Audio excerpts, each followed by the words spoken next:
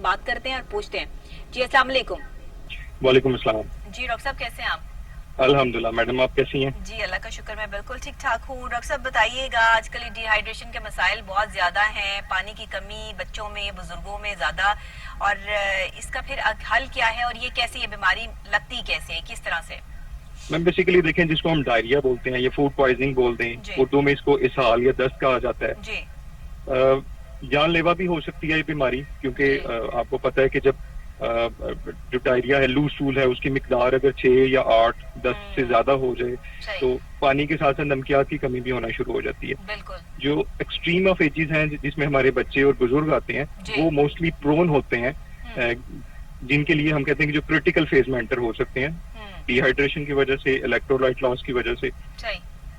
तो most likely तो ये है कि सफाई का अगर खास ख्याल ना रखा जाए, उबला हुआ पानी ना इस्तेमाल किया जाए, सही।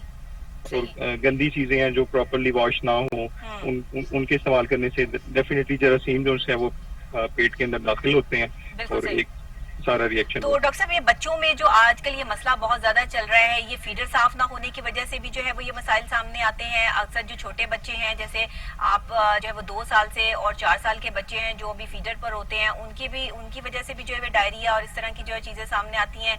पानी का जो है वो सही इस्तेमाल, हमारे यहाँ आपको पहले ही पता है कि पानी जो है वो या तो खरीद के पीना पड़ता है या फिर साफ पानी तो जो है वो मैसर आता नहीं है, तो उस हवाले से भी जो है वो ये चीजें जो है वो सामने आती हैं। बिल्कुल ऐसे ही है, जिसमें आपने खुद बात की है कि फीडर का ना अच्छी तरह धुला ना होना, बॉयल ना होना। इवन कि हम लोग तो एडवाइस करते हैं कि आप जो से बॉयल करें, क्योंकि इसमें एक चीज होती है पास्चराइजेशन, जिसको हम कहते हैं, जिसमें वो ये है कि 100 डिग्री सेंटीग्रेड पे 15 मिनट के लिए जो है उसकी फीडर को बाल लें, तो उसमें जो मोस्टली जितने भी माइक्रो ऑर्गेनिज्म है जो कि आपको फूड पॉइजनिंग कराते हैं, डायरिया कराते हैं, वॉमिटिंग कराते हैं, तो वो डेफिनेटली डेड हो जाते हैं। ठीक है, बिल्कुल ठीक है।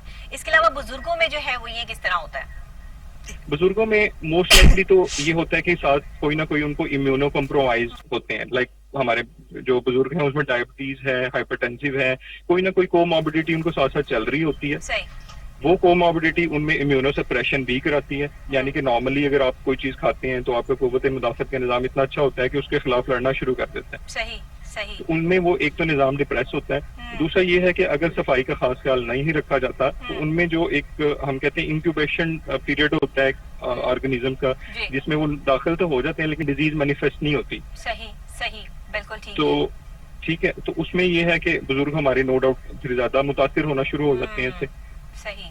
तो क्योंकि बुजुर्गों में और बच्चों में ये बीमारी जो है वो आजकल ज्यादा देखने में आ रही है, ये पानी की कमी जो बच्चों में हो जाती है, अक्सर बच्चे तो पानी जो है वो ज्यादा नहीं पीते हैं, वो या तो जूसेस की तरफ जाते हैं या कुछ और जो है वो उनको कोई ड्रिंक्स वगैरह जो है वो ले दें, वो पीना शुरू कर देते हैं, कोल्ड ड्रिंक्स वगैरह। तो ये जो चीजें, इसका भी जरा हमें बताएं ताकि हमारे बच्चे भी ये प्रोग्राम जो है वो देखते हैं और सुनते हैं, उनके लिए भी जो है वो आपका क्या मशवरा है, क्या कहेंगे उनको? ठीक है मैडम, इसमें ना मैं बहुत एक इंपॉर्टेंट चीज पे हाईलाइट करना चाहूंगा कि जब भी ऐसी कोई चीज आती है, वॉमिटिंग है या लूज वूज है, तो पेरेंट्स जो उनसे हैं उनको जूसेस पे शिफ्ट कर देते हैं, और ये सबसे बड़ी मिसकंसेप्शन ही यही है। हम लोग जितने भी पेशेंट इस तरह के होते हैं उनमें स्पेशली जो कैन फूड्स हैं, जो हमारे जूसेस हैं जो कि ये प्रोसेस्ड है, उनमें वो चीजें हम अवॉइड करवाते हैं, क्योंकि ये चीजें एग्रेवेट करती हैं वॉमिटिंग को, एग्रेवेट करती हैं डायरिया को। जितने भी पेरेंट्स मुझे सुन रहे हैं उनसे एक ही रिक्वेस्ट है कि जो मेन चीज है हमारी फूड पॉइजनिंग में, डायरिया में, वो ओरल रिहाइड्रेशन, जिसको हम ओआरएस बोलते हैं। सबसे मेन चीज है ओआरएस थेरेपी। ठीक है ठीक है, वो उसको लाजमी जो है वो इस्तेमाल जो है रखें, उसको लाजमी करें। अच्छा, छोटे बच्चे तो वो ओआरएस का पानी जो है वो बिल्कुल पीना पसंद ही नहीं करते ना, वो तो बिल्कुल जो है वो उससे जो है दूर भागते हैं। ऐसे बच्चों के लिए जो है वो क्या किया जाए? उसमें ये है कि अब तो देखें डिफरेंट फ्लेवर्स में आ रहे हैं, लो और स्मॉलर है, डिफरेंट फ्लेवर्स में आते हैं जो कि एक्सेप्टेबल बनाया गया है कि बच्चे उसको ले लें, एज अ फांटा कंसीडर करके, एज अ कोई ना कोई ड्रिंक कंसीडर करके। देखिए उसमें भी अब काफी अमेंडमेंट्स हो चुकी हैं। डॉक्टर साहब, ये जो विटामिन ई के वाटर्स आ रहे हैं मार्केट में, ये किस हद तक जो है वो प्रोटेक्ट करते हैं? मैम देखिए, बेसिकली इतने ज्यादा नहीं, जो मेन रोल है वो जिंक का है। जिंक जो है हमारी जितनी भी एपिथेलियल लाइनिंग है, फॉर एग्जांपल हमारी आंत है, उसकी रिपेयरिंग के लिए हेल्पफुल है, हमारी स्किन है उसके लिए, तो जितने जहाँ पे रिपेयरिंग का अमल है, विटामिन ए और विटामिन जिंक का बहुत ज्यादा रोल है। ठीक है, इसमें विटामिन ए और विटामिन जी जो है वो बहुत आपकी जो है वो फूड में जो है वो शामिल होना चाहिए। अगर फ्रूट्स जो है वो लिए जाए तो कौन से फ्रूट्स जो है वो ले सकते हैं? उसमें ये है कि एप्रिकॉट है, साथ बनाना है, ठीक है, हम जो मोस्टली है एक्यूट इलनेस जब भी होती है, जब पेशेंट एक्यूट फ्लेवर में होता है, ज्यादा लूज सूज हैं, कुछ 7 to 8 एपिसोड्स आ रही हैं, ये इससे भी ज्यादा, तो हम लोग कोशिश ये करते हैं कि उनको सॉफ्ट फूड एडवाइस करें, जिसमें दलिया, खिचड़ी, कस्टर्ड, सवैयां, इस तरह की चीजें, और साथ ओरल रिहाइड्रेशन सॉल्ट। अगर आप फ्रूट की तरफ जाएंगे तो हम उनको सॉफ्ट फ्रूट जिसमें बनाना प्रीडोमिनेटली हम लोग एडवाइस करते हैं। ठीक है, इसके अलावा जो है वो इसमें आप और कोई जो है वो फूड नहीं उनको जो है वो दे देंगे इसमें, ये फ्रूट्स में और कोई फ्रूट जो है वो इसकी तरफ ना जाए, बनाना ज्यादा जो है वो दिया जाता है। ज्यादा बनाना एडवाइस किया जाता है। इवन कि मैंगो भी ले सकते हैं क्योंकि वो बल्क को इंक्रीज करता है, क्योंकि उसमें फाइबर का कंटेंट बहुत ज्यादा होता है। अच्छा डॉक्टर साहब, ये भी बताइएगा कि जो है वो पानी की कमी जो होती है, ये किस तरीके से इसको पूरा करने में कितना टाइम लग जाता है?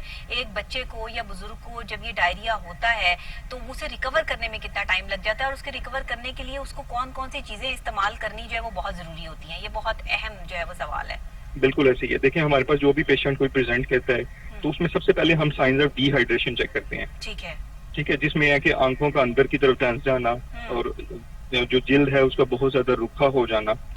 ठीक है, और बाकी ये है कि पेशेंट बहुत ज्यादा मुरझाया हुआ, बहुत पीला जर्द ऐसा हमें लग रहा होता है, क्योंकि उसमें तकरीबन पानी और नमकियात निकले होते हैं, तो पेशेंट जो है लेथार्जिक हो जाता है काफी ज्यादा। ठीक है, तो इससे हम असेस करते हैं डिहाइड्रेशन को, उसके अकॉर्डिंगली हम लोग ट्रीट करते हैं कि इनको आया नमकियात हम इनको मुंह से पिलाएं, इनको हम आईवी के थ्रू यानी कि इंजेक्टेबल के थ्रू दें, तो वो हम उसके अकॉर्डिंगली। और ये पेशेंट टू पेशेंट वेरी करता है। अगर बहुत ज्यादा डिहाइड्रेशन हो जाती है, बहुत ज्यादा पानी की कमी इतनी हो जाए कि जिससे ब्लड प्रेशर भी कंप्रोमाइज हो जाए, तो फिर हमारे गुर्दे कंप्रोमाइज होना शुरू हो जाते हैं, जिसे हम कहते हैं जी एक्यूट किडनी इंजरी होगी। सही।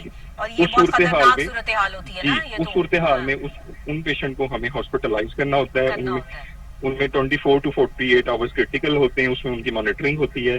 अगर हम यूरिन आउटपुट से बेसिकली उनका आइडिया लगाते हैं। एक तो ये होता है कि क्लिनिकली हम देख रहे होते हैं कि अच्छा वो साइंस ऑफ डिहाइड्रेशन कितना इंप्रूव होना शुरू हो गए हैं, दूसरा उनका यूरिन आउटपुट कितना आना शुरू हो गया, जिससे हमें पता चलता है कि अच्छा पेशेंट की जो एक्यूट किडनी इंजरी अगर डेवलप हुई थी तो कितने % रिकवरी की तरफ जा रही है। ठीक है, जाहिर है ये दो ही चीजें हैं जिससे जो अंदाजा लगाया जा सकता है कि इनका जो है वो अब सिचुएशन जो है वो कैसी है। इसमें होंठ फटना शुरू हो जाते हैं पानी की कमी से, जो है वो रेडिश होठों पे कट्स लगने शुरू हो जाते हैं। इस हवाले से भी ये पानी की मिकदार जैसे जैसे नमकियात कम होते हैं उस वजह से होता है ये?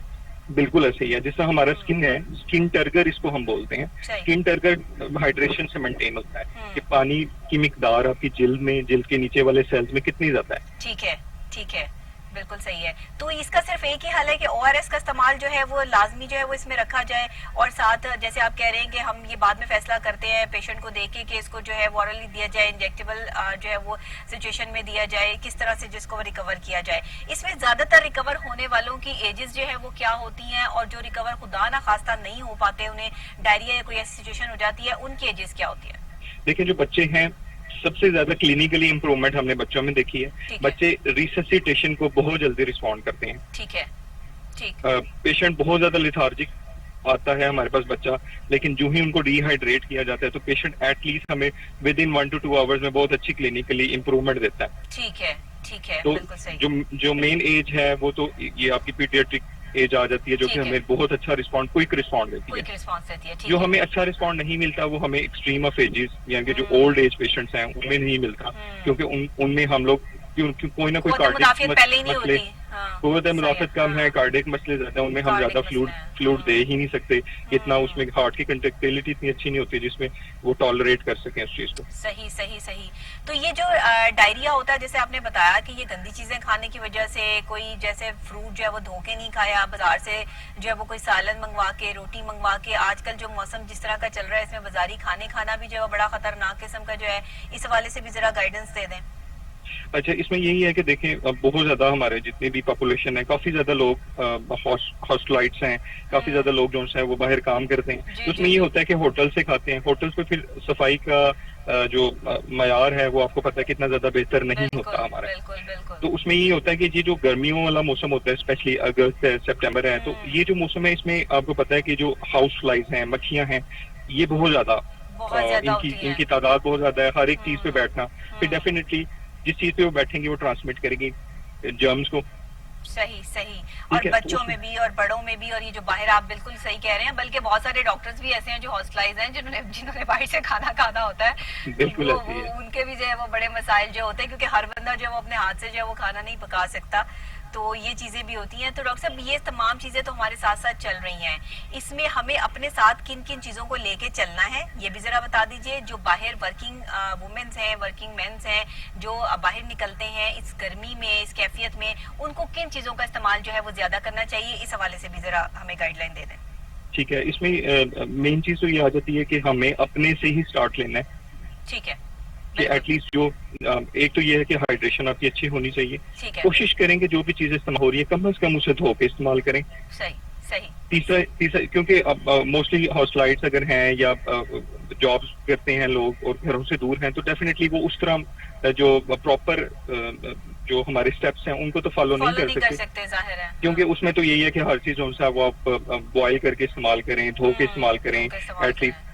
तो सही है। उसमें यही है कि एटलीस्ट धो के जरूर इस्तेमाल करें। अपने साथ जो है वो पानी की बोतल जरूर रखें, ताकि जरूर हाइड्रेशन से हाँ। आप जो है ना वो अच्छा, ये पानी at की बोतल के अंदर जो कुछ लोग जो है वो अदरक और ये इसको कहते हैं मुख्तलिफ चीजें, लेमन और इसके स्लाइसेस जो है वो डाल लेते हैं, ये भी जो है वो बेटर होता है, इस हवाले से भी जो है वो ये आपको प्रोटेक्ट हाँ, करता है। बिल्कुल बिल्कुल करता है। देखिए, जितने भी अब ये फ्रूट्स हैं, जितने भी आपकी जो से उसमें क्या होता है कि नेचुरल एंटीऑक्सीडेंट्स आप ले रहे होते हैं। ठीक है, ठीक है, तो वो ठीक आपको है, एक तो हाइड्रेट कर रहे होते हैं और कुछ ना बिल्कुल। कुछ उनसे एज ए एंटीऑक्सीडेंट प्रोवाइड कर रहे होते हैं, जो कि रिपेयरिंग में आपकी Exactly. बहुत ज्यादा हेल्पफुल होते हैं। सही है। तो मतलब ये भी जो है वो बहुत इंपॉर्टेंट है, और अगर आप बाहर जाते हैं तो इस तरह की एक अच्छी सी प्यारी सी बॉटल बना के अपने साथ रखें, ताकि वो एक देखने वालों को भी अच्छी लगेगी और आपके अपने लिए भी वो बहुत ज्यादा जो है वो इफेक्टिव है। जी बिल्कुल। बिल्कुल सही है डॉक्टर साहब, बहुत शुक्रिया आपका, आपने ज्वाइन किया और आपने हमें जो है वो पानी की कमी के हवाले से भी हमें जो है वो बहुत बताया। इस वक्त में डायरिया जो है वो बहुत ज्यादा फैल रहा है बच्चों में, बुजुर्गों में, और खास तौर पर जो है वो इसकी रीजन एक ही होती है कि पानी की कमी हो जाए, सही फूड आपको जो है वो प्रोवाइड की जा रही हो, या बच्चा कोई फ्रूट या कोई चीज जो है वो धोए बगैर जो है वो इस्तेमाल कर ले, और उसकी जो है वो, क्योंकि एक जो छोटे बच्चे होते हैं या बुजुर्ग होते हैं ना, उन पे 24 घंटे किसी का तैनात होना बहुत जरूरी होता है। उसकी बगैर जो है वो इस सारी सिचुएशन जो है वो आप उसका प्रॉपर तरीके से उसमें जो है वो चल नहीं सकते हैं। जब तक एक बच्चे पे आपकी नजर नहीं होगी, जब तक एक बुजुर्ग पे आपकी नजर नहीं होगी, क्योंकि उनके अंदर इतनी कैपेसिटी नहीं होती कि वो चीजों को पहले हाथों को धोएं, फिर खुद उसको चीजों को धोएं, अपने फीडर या चीजों को धोएं। इसलिए एक बंदे का जो है वो उनके ऊपर कॉन्सेंट्रेशन रखना बहुत जरूरी होता है, और खास तौर पे एक बॉटल पानी वाली तैयार करें जिसके अंदर लेमन के स्लाइसेस, जिसके अंदर फ्रूट के स्लाइसेस, और अक्सर कोकम्बर स्लाइसेस, और जो है वो एक होता है तो मलंगा टाइप, जो बहुत ठंडी सी चीज होती है जिसको व्हाइट ब्लैक ब्लैक